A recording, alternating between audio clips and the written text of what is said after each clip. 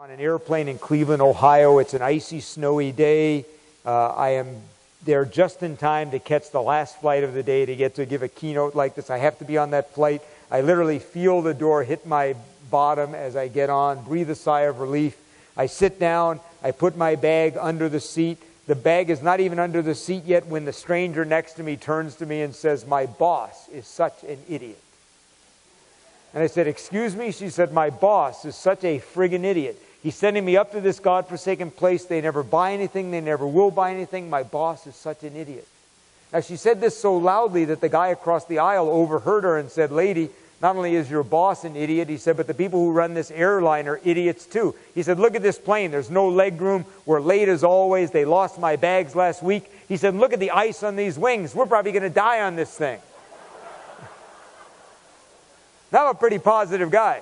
But I realize I am surrounded by a sea of negativity. The plane finally takes off and the mood continues.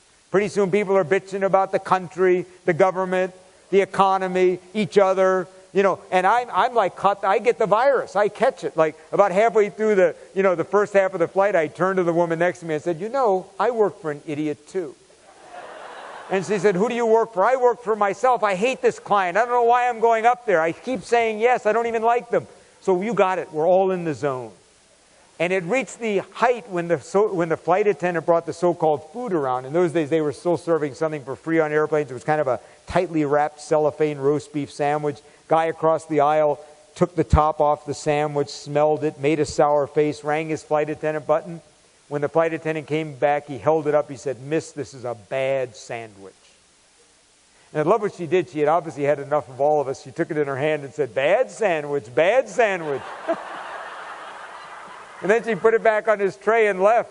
"See ya." So you got the mood. I mean, everybody is like, even the staff are in the zone. Now, about 5 rows in front of us at the bulkhead, there is a little boy about 2 years old.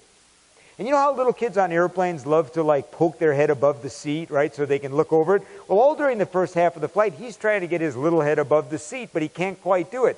Every once in a while, we'd see his hair, his eyebrows, but never saw him until about 45 minutes into the flight. He finally yanked himself up on his tippy toes, put his little chin on the thing, and almost rested it there like a chipmunk. And as soon as he saw us, he just smiled. Ha ha. And I'm not exaggerating, within 1 minute, he transformed the mood of the 5 rows behind him. The bad sandwich guy was going like this, trying to get him to smile again. The boss is so stupid lady turned to me and said, "You got kids?" "Yeah." "How many? How many you got? How old are they?" She said, "We should be a little more positive like that kid. Why don't you go get him? We need his energy." I said, "What do you mean? Go borrow him." Now, he's 2 years old. His mother said, "Take him, please."